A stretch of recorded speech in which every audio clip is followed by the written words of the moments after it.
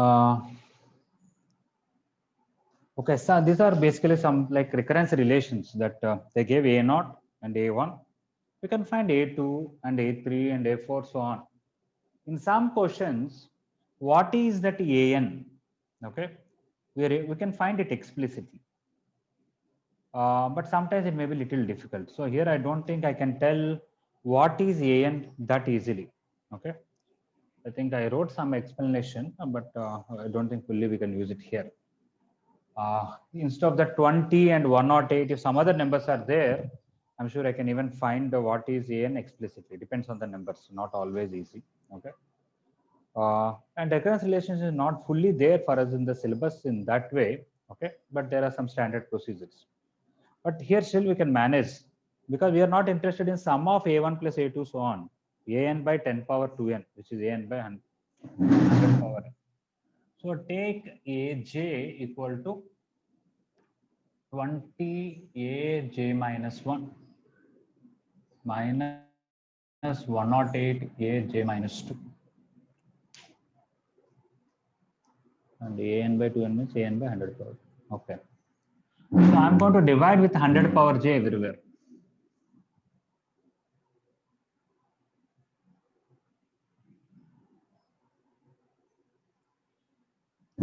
So aj by 100 power j, 20 aj minus 1 by 100 power j minus 108 aj minus 2 by 100 power j. This aj by 100 power j I'm going to call some other term. So let us say I want, I'll call this a Pn equal to an by 100 power n. This will become Pj.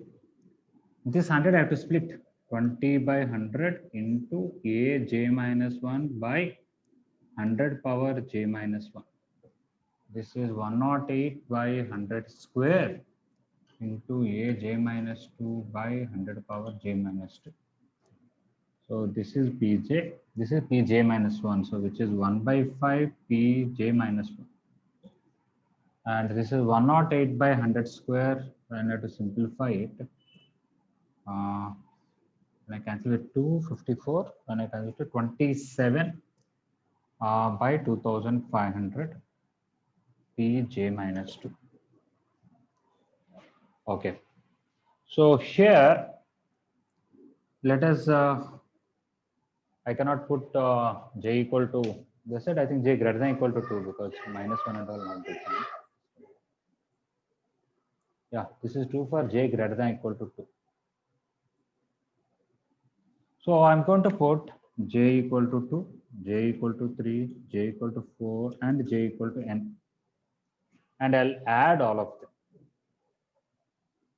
So from this I'll get P2 is equal to 1 by 5 P1 minus 27 by 2500 P0. This is P3 is 1 by 5 P2 minus 27 by 2500 P1. Finally, when I put n, Pn is 1 by 5 Pn minus 1 minus 27 by 2500 Pn minus 2.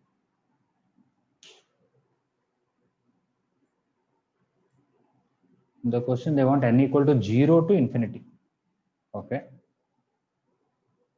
What is my P0? I want to write is A0 by 1, which is 1 itself. What is P1 is A1 by 100. A1 is 1, so that is 1 by 100.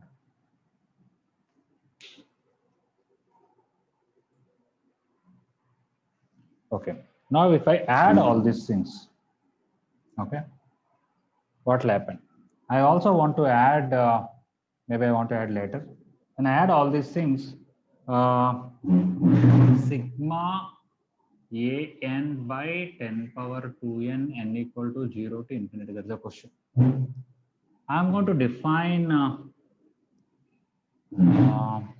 Sn as this, but not up to infinity, only up to n I want to take. Okay, so I want to call Sn as n equal to 0 to k ak by 10 power 2k, which is 100 power k. Sigma n equal to 0 to k, ak by, let me write k equal to 0 to n, that is better. K equal to 0 to n, ak by 100 power k. This is exactly our pk. Sigma k equal to 0 to n pk. When n is 10 to infinity, that is our question. This is equal to s infinity. First, let us find Sn, then we'll find S infinity. So when I add all these things, I will not get Sn because P0 and P1 are missing. So it is Sn minus P0 minus P1.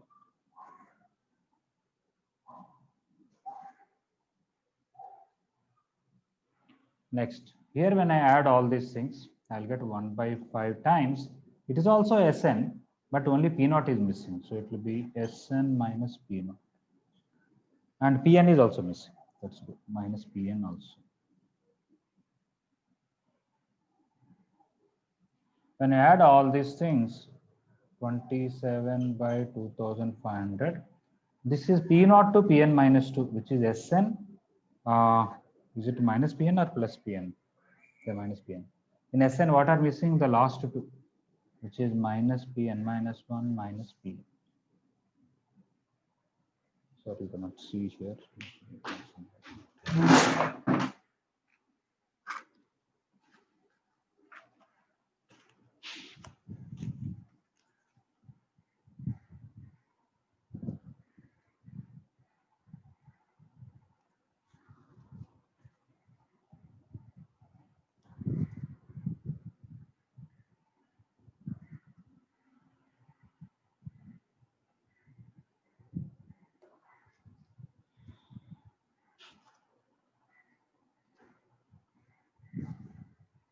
Okay. So here, one more thing that we have to recognize, which I have not done, is really when you try to find A2, A3, A4, for large terms, you will find an is somewhere in the order of 9 power n. There is a way to prove it. How?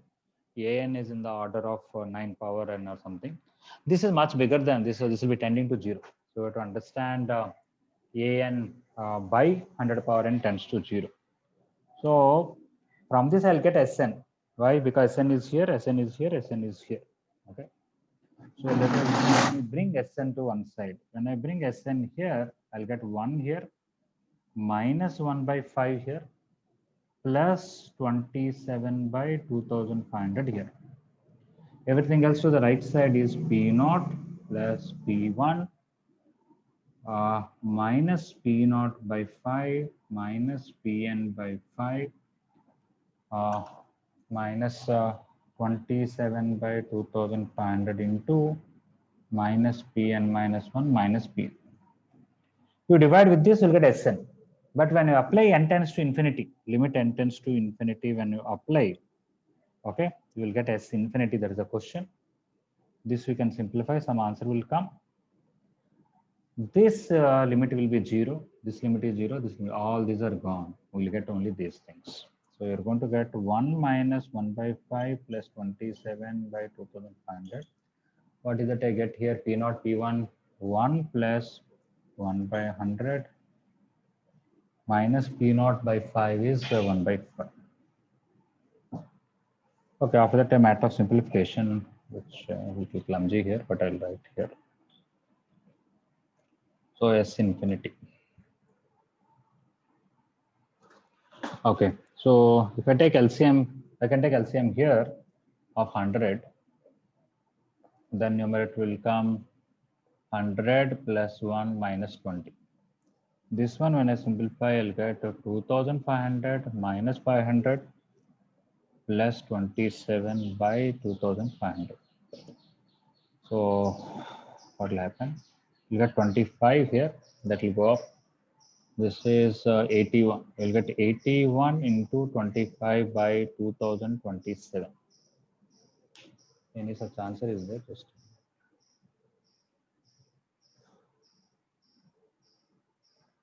only numerator they want. So numerator is 81 into 25. What is 81 into 25? 100, 2000, 2025, I think option B. 2025 by 2027. Okay, anybody any doubt anywhere here?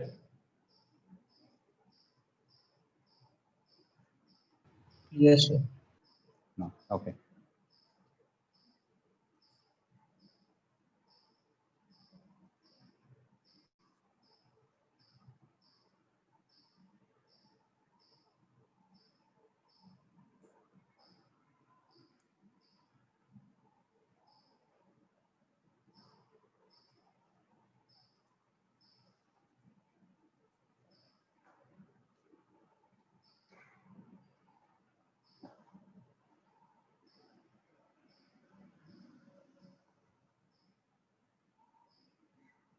Okay, I want to give some other elaboration, but where we'll not get the answer, but we'll get an idea. Okay, recurrence relation, how to deal with it. Maybe some other time I can take, just to give an idea that the an will be very less than 100 power n, and the limit will be 0. And in general, how to find them.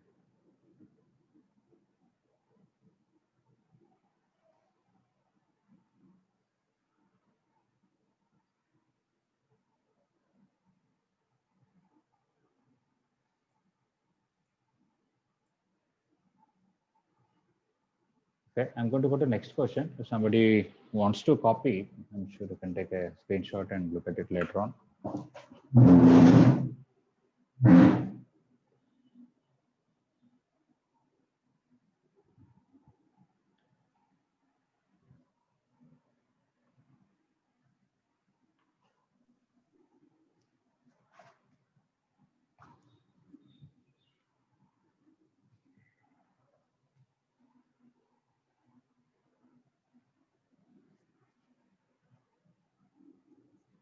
Maybe tomorrow I'll try to give a different explanation or separate recording you can send. Okay, fifth question. Yeah, in IP you have quadratic equations where this kind of things range you found, right? You remember that quadratic expression by linear or quadratic by quadratic, how to find the range? Okay, you take equal to y and do like that. Here also you can take equal to y, do cross multiplication. You should have real roots, but I want to do something else. So two methods I want to do. F of x is 16x square minus 96x plus 153 by x minus 3. If it is also quadratic, better take equal to y and do all that. But if not, you can take x minus 3 as t. Here, numerator, if I take 16 common, it's getting x minus 3 whole square coming. Even if it is not coming also, it is useful. You can take x minus 3 as t. What the advantage in taking t is, let us say numerator comes at square plus bt plus c by t. Definitely numerator is some quadratic expression in terms of t. When you open it, it is at plus b plus c by t. This and this finding minimum value is easy, the range, because I can use AMGM inequality. Okay. At plus c by t by 2 is greater than or equal to square root of their product, which is AC. So this one, the minimum value is root AC. So the total minimum value is b plus root AC. You can easily tell that. Okay. That is the advantage when you have denominator as a linear. Okay. Here it is more easier than that because one of the term may be missing there, because if I take 16 common, it is x square minus 6x plus 153 by x minus 3. And that is x minus 3 whole square. For that, I need a 9, add and subtract. So when I subtract, I have to subtract 16 into 9 plus 153 by x minus 3. When I take this by this, it is 16 times x minus 3. And what is this 16 into 9? 90 or 144. Yes, from 153, if you remove 144, it will be 9. Okay, so plus 9 by x minus 3. Okay, so now if x minus 3 is positive, what is the range? X minus 3 is negative, what is the range? If x minus 3 is positive, what happens? I can use AMGM inequality. I'll get 16 into x minus 3 plus 9 by x minus 3 by 2 is greater than or equal to square root of 16 into x minus 3 into 9 by x minus 3. I can cancel. So I'll get 16 into x minus 3 plus 9 by x minus 3 is greater than equal to 4 3s are 12, 24. So the range will be close to 24 to infinity. If at all x minus 3 is negative, okay, everything is negative of the previous one, so range is negative of this. At that time, the range will be minus infinity to minus 24. In fact, if you take this at t plus 1 by t, how the graph will be? It will be like this. Okay, at least if you take 16t plus 9 by t, somebody takes 16t plus 9 by t, this graph, it will be like this. This is a local maximum, which is minus 24. This is a local minimum, which is 24. If you take only positive values, the range is 24 to infinity, negative values minus infinity to minus 24. Of course, because of x minus 3, you have to shift towards right by 3 units, but the minimum and maximum doesn't change. Okay, so this is one method. Otherwise, I'm going to take equal to y and bring one side, you'll get a quadratic equation as 16x square minus plus x into minus 96 minus y plus 153 plus 3y equal to 0. For this, root should be real. So when you take discriminant greater than equal to 0, what is that? 96 plus y whole square minus 4 into 16 into 153 plus 3y greater than equal to 0. You are going to get your y term cancelled here because 2 into 96 is 192. 4 into 16 into 3 is also 192. 12 or 120, yeah, 1 cancel. We are going to get y square minus 576 greater than equal to 0.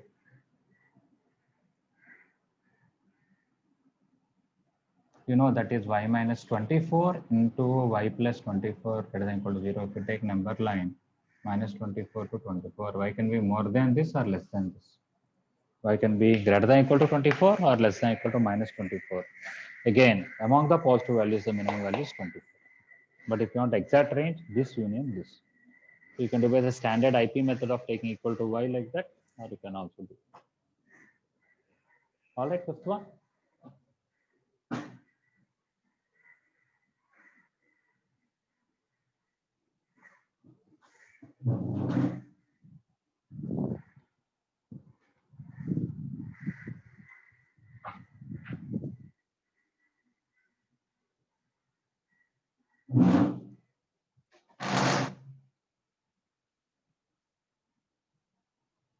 I should explain the range. Are you talking about the second method? This method? Yes, sir. Okay. In IP quadratic equations, at the end of the chapter, you have some in the exercise some 5-6 questions. So last but one exercise.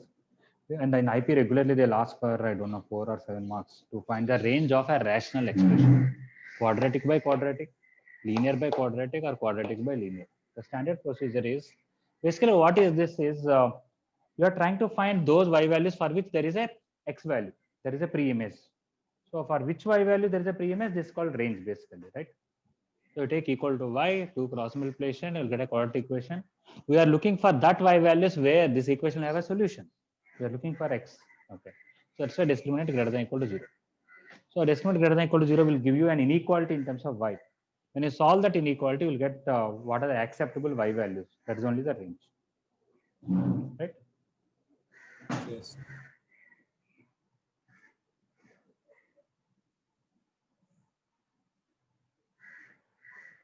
Okay. Sixth one.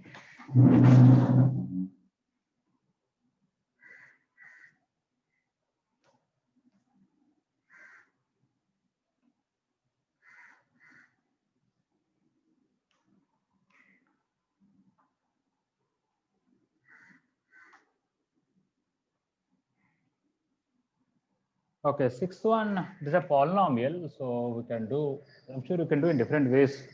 The easiest thing I got is just like solve like differential equation. They gave mainly n into p of x is equal to 1 plus x into p dash x. and they said leading coefficient is 1. It's a polynomial they mentioned, but I will not use it fully. We'll see. If I bring this p of x down and this, I'll get n by 1 plus x equal to p dash x by p of x. Of course, actually p dash x means d of p of x by dx by p of x. I can bring this dx this side, n by 1 plus x dx, d of p of x by p of x. I can integrate on both sides. This integral is n log 1 plus x plus some constant. This integral is log of p of x. Instead of c, I can write log c. Okay, make this power and combine the two log things. What will come? P of x is some constant into 1 plus x whole power n. But c has to be 1 because in the question they gave a polynomial, then they said leading coefficient is 1. Otherwise, if they did not mention that, we cannot take. Okay, because they gave p of x is x power n something something, leading coefficient is 1, c is equal to 1. So basically, p of x is a very simple binomial, 1 plus x whole power. You can easily see when you differentiate this, you'll get n into 1 plus x whole power n minus 1. Okay, so n times this will be equal to 1 plus x times p dash. Okay, once you understand it is this, they wanted p of 1, I think. P of 1 is 2 power n. Okay, and 2 power n is a multiple of 2.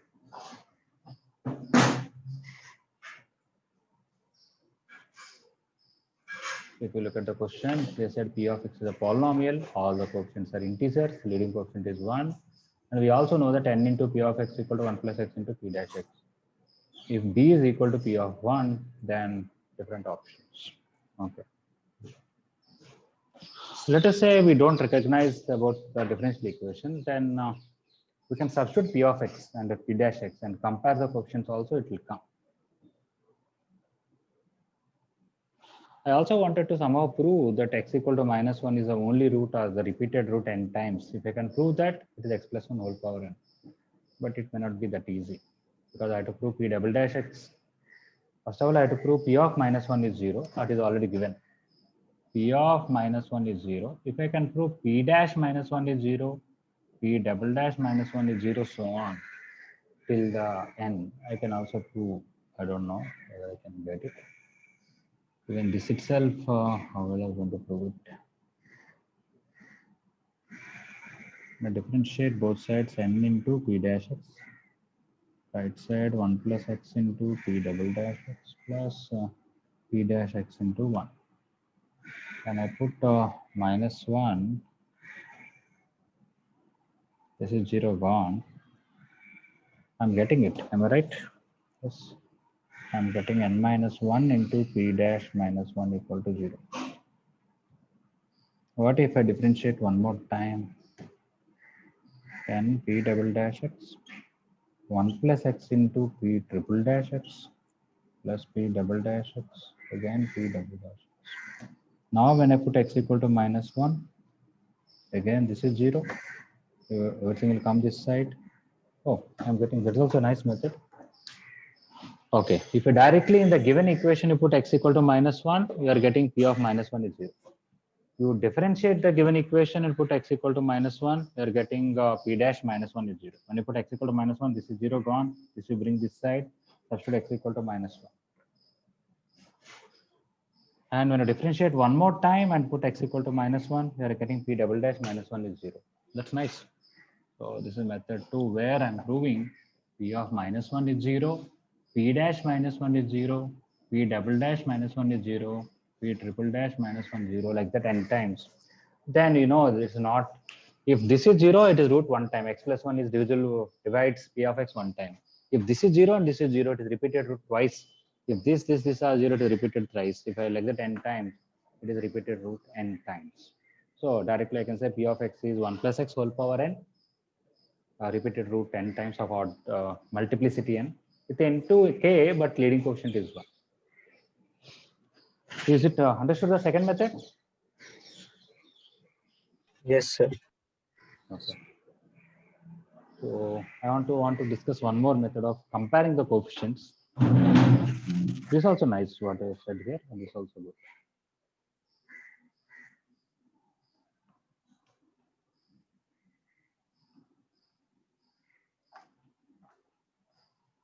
If I want to compare, left side is n into x power n plus a n minus 1, x power n minus 1, a n minus 2, x power n minus 2, so on up to a1x plus a naught. Right side is x plus 1 into what is p dash x is n x power n minus 1, a n minus 1 into n minus 1 into x power n minus 2, a n minus 2 into n minus 2 into x power n minus 3, so on up to a1. If I compare the leading coefficient x power n, here it is n. What is x power n coefficient here is also n. That is fine, they are matching. What is x power n minus 1 coefficient? Here it is n into a n minus 1. Here what is x power n minus 1 coefficient? This into this two things. So I'll get n plus a n minus 1. When I bring this a n minus 1 here,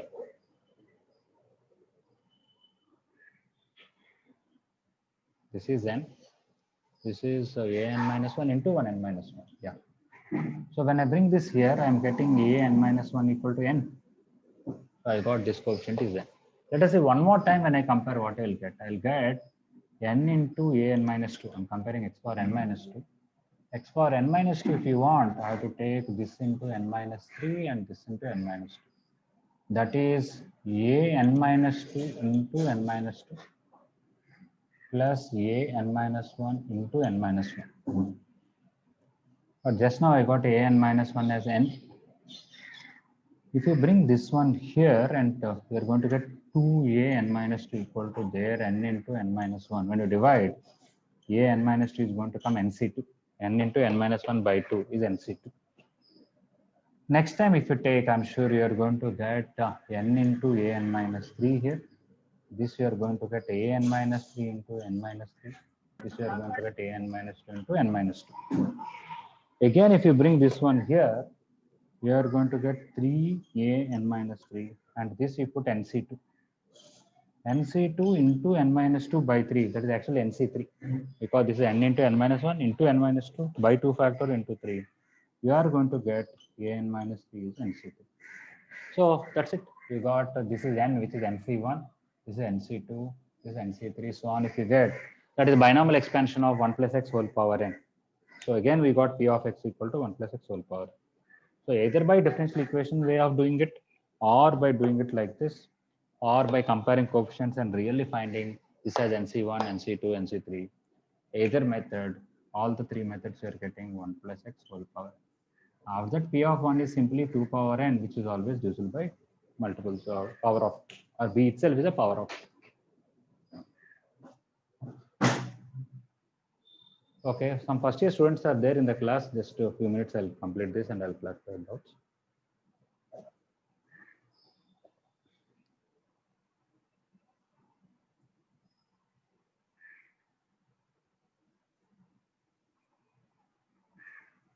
Okay, this is 6. Okay, 7, it is a permutation combination question. Do I have enough time for this? Yes, okay.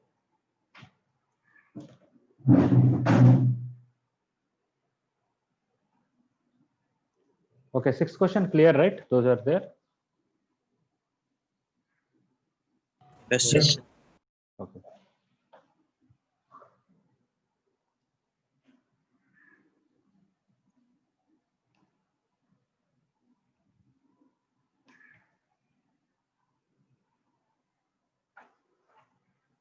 Okay, 7th question. Of course, you have to know for a regular polygon, what is the interior angle. The number of 5 tuples, that is ordered set of 5 elements is called a 5 tuple of positive integers, such that they are angles of a pentagon in degrees, and they should be in ascending order, and they should be in arithmetic progression. Okay. So how many such arithmetic progressions are possible? Okay. So first of all, what is the sum of interior angles of a pentagon? By pentagon, in general, if you take any polygon, okay, the sum of all the interior angles is n minus 2 times 180 degrees. How is that? You take any point and join.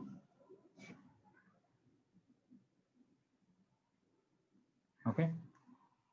Then this is one triangle, this one triangle, this one triangle, n triangles. Sum of all these angles is 180, sum of all these angles is 180, sum of all these angles is 180, sum of all these angles is 180. Like that, we'll get n times 180 degrees.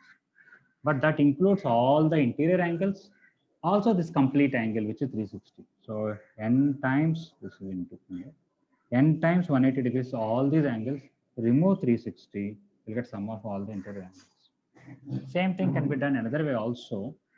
If you take any n-sided polygon, take one vertex and join to all other vertices. Okay. When you take sum of all these angles, plus all these angles, plus all these angles, plus all these angles, plus all these angles, plus all these angles, we covered all the interior angles. And the number of triangles is not n now, it is n minus 2, because this is my first point. Let us take, this is first point, second point, third point. And this is my nth point. This is my n minus 1. This is my n minus 2. So with the first one, I got one triangle, with the second one, with the third one, and finally with n minus 2. So I got n minus 2 triangles. Sum of each angle is 180. So directly n minus 2 into 180. Either this way or some other way. Sum of interior angles of any n-sided polygon, of course, convex. What you mean by concave is we don't deal with this kind of polygons because they have some other properties where some of the angles are more than 180. Some diagonals of the polygon are outside. They're called concave polygons. Generally, we don't have deal because their properties are different. We're talking about convex polygons, where every diagonal lies within the polygon. So coming to the pentagon, sum of all the interior angles is 5 minus 2 into 180, which is 3 into 180, which is 540. Coming to your angles of the, whenever 5 numbers are in arithmetic progression, we usually take them as a minus 2d, a minus d, a plus d, and a plus 2d, which is actually 5a. 5a is 540, means a is 108 degrees. When you put 108 back, your angles are 108 degrees minus 2d, 108 degrees minus d, 108 degrees and 108 degrees plus d, 108 degrees plus 2d. What can be the common? Of course, common difference is obviously positive because they said increasing order, okay, and at least non-decreasing order. So I can take common difference 0. I can take common difference 1, common difference 2, common difference 3. What the maximum possible common difference I can go is this angle should not cross 180 degrees. If it crosses 180, it will be convex, not concave, not convex. So 108 degrees plus 2d should be less than 180 degrees, not even equal. So 2d should be less than, when you subtract it is 72, d should be less than 36. So the maximum common difference is 35. You cannot even take 36. So total, how many common differences are possible so that all the numbers are integers and their interior angles of a polygon, and that in arithmetic progression in increasing order is all this, which are 36 sets of values, 36 pi tuples, you can say. I think that should be the answer, option B for this.